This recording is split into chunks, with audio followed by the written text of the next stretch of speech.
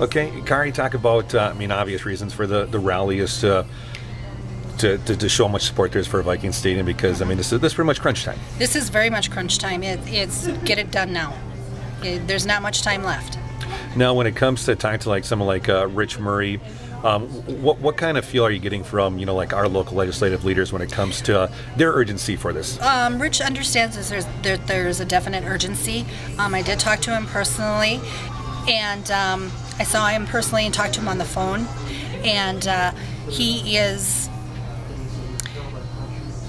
what's a good word for it? He voted no. He Yep. knows how we feel. He knows how I feel. He knows that I'm disappointed in him. Mm-hmm. And he did his explanation, and he'll be here tonight, and he will be explaining it himself. And I said towards the very end, I said, I understand why you did what you did, but it was a no vote. And that does reflect on how I vote. Correct. And so I'm hoping tonight that he can clarify a lot.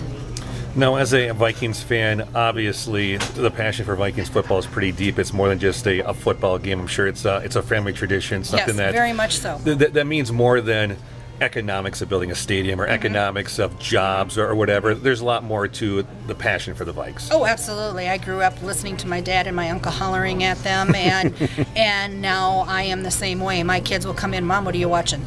Well, the Vikings. And the doors are shut, and they can hear me screaming outside. But it's a passion thing. It's a part of our heritage, and it's what I grew up with my family and what we do on Sundays. And I saw an article that 65% or 67% of the homes during Viking season are tuned into the game. So what does that tell you?